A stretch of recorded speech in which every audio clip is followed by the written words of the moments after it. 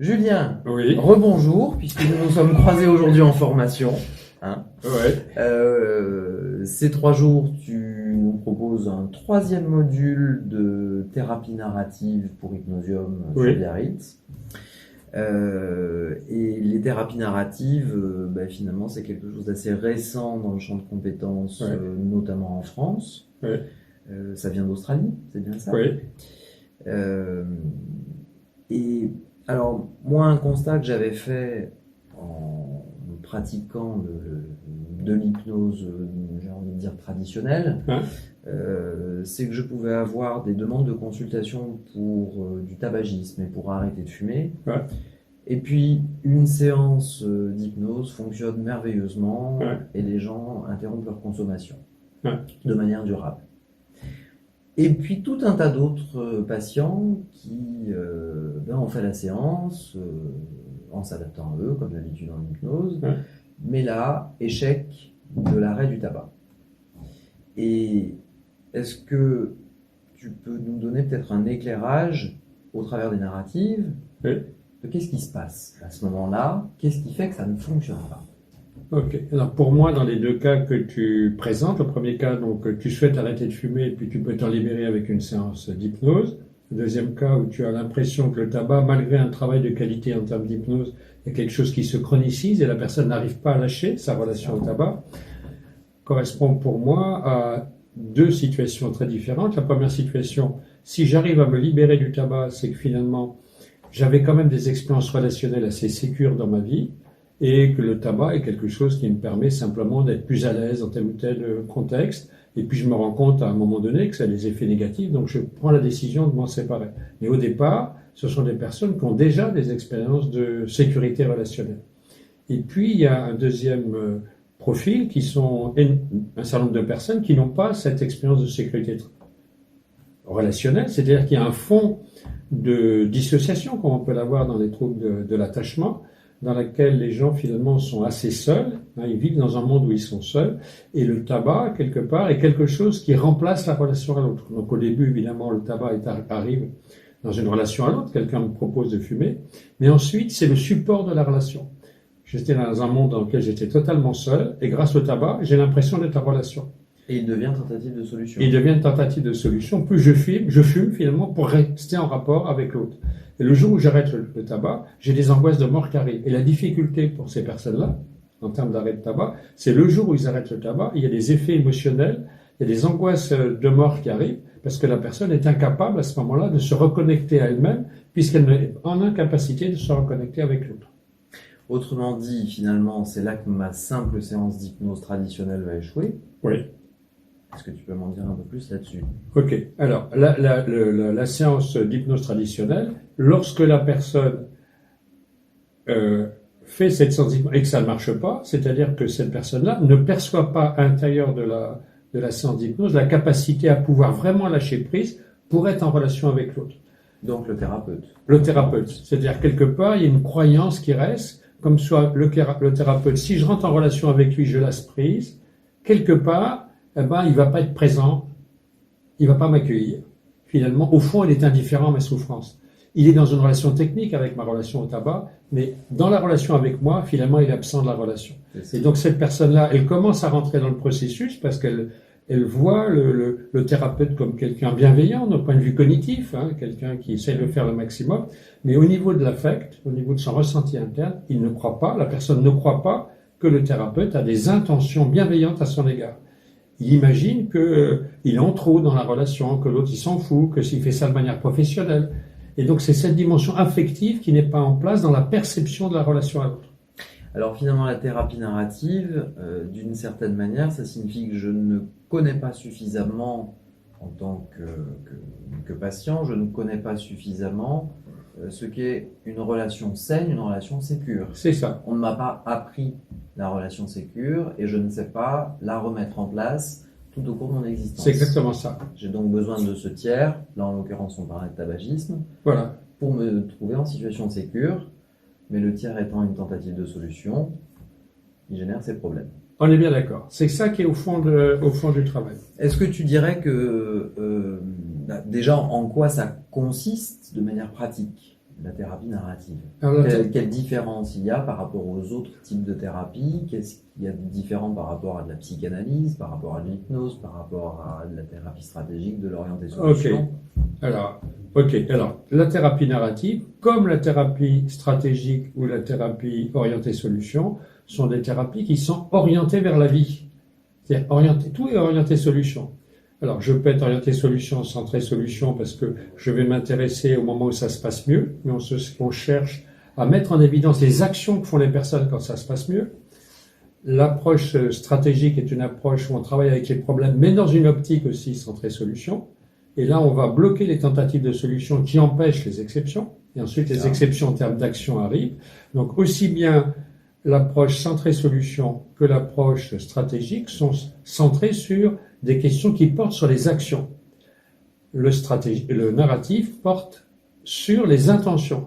C'est-à-dire que pour que mes actions aient du sens, c'est-à-dire mes actions rejoignent la relation, il faut que l'intentionnalité soit en place. Mais comme on l'a vu tout à l'heure, il y a un certain nombre de personnes qui n'ont pas d'expérience de sécurité relationnelle, donc l'intention n'est pas en place, et donc quelles que soient mes actions ne rejoignent jamais la relation. Et quand c'est le cas, les personnes restent dissociées, on rentre dans la chronicité, et le travail en narratif, c'est d'orienter le questionnement pour mettre en évidence cette dimension d'intentionnalité en lien avec le vécu affectif. Donc c'est ce lien affect, intentionnalité, relation qui est au centre du questionnement, et je dirais que la manière de questionner en narratif est une manière qu'on pourrait dire de l'hypnose conversationnelle. C'est-à-dire. Et le terme narratif, finalement, alors, le terme s'explique au travers de ça, puisque l'individu nous raconte son histoire de monde abominable, de monde de traumatisme, et on va aller pister chez lui les petites traces, les petits restes, les petits fragments de vie qui existent. C'est ça. En se rapprochant au plus près de ses termes à lui, de sa narration à lui. Voilà. L'idée du narratif, c'est que quand je suis dans une histoire saturée par les problèmes, ça correspond à des relations qui ne sont pas en place, dans lesquelles il y a une contradiction entre la relation à l'autre et la relation à moi-même. Et dans ce type de relation, le monde que je perçois est un monde où il n'y a que des problèmes. Et quelles que soient mes actions, je vais arriver sur des doubles liens.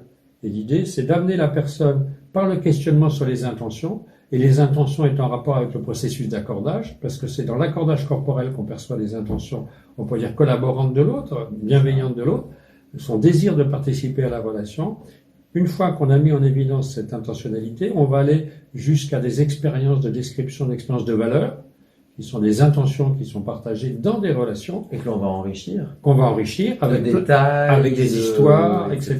Et qui vont créer le cadre de la nouvelle histoire. Donc on va modifier la perception, puisque dans la nouvelle histoire, je suis en capacité de percevoir les intentions positives de l'autre, même si les actions sont négatives. Donc finalement, opérer une sorte de changement de cadre de mon regard sur ma propre existence. Exactement. Ça, c'est passer du monde traumatique au monde bienveillant de la relation. Voilà, c'est ça que l'on peut dire.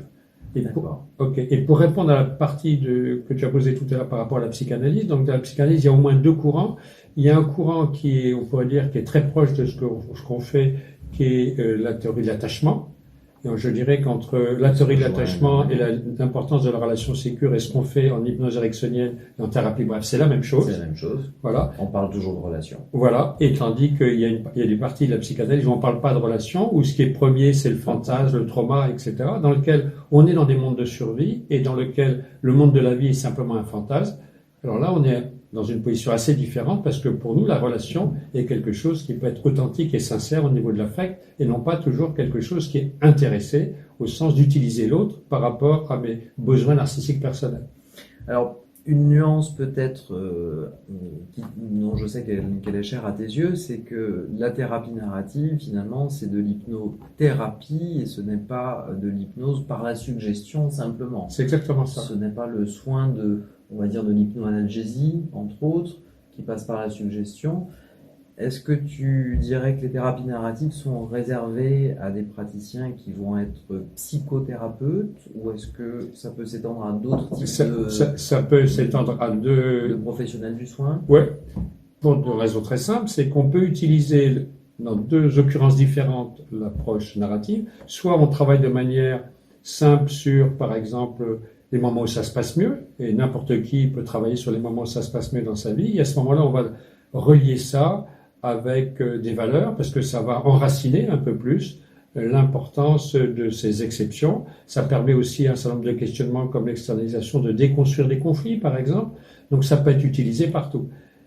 Donc ça, c'est par rapport, je dirais, à quelqu'un qui a déjà des tiers sécures. Mais quand les tiers sécures ne sont pas du tout en place, il y a tout un travail donc de nature thérapeutique qui implique une conversation hypnotique qui est plus réservée pour moi à des gens comme dans la thérapie qui sont formés par ailleurs à la question de la thérapie Au sens psychothérapie. au sens psychothérapique au sens classique. Mais ça peut être utilisé aussi dans d'autres contextes pour tout le monde, comme les thérapies brèves.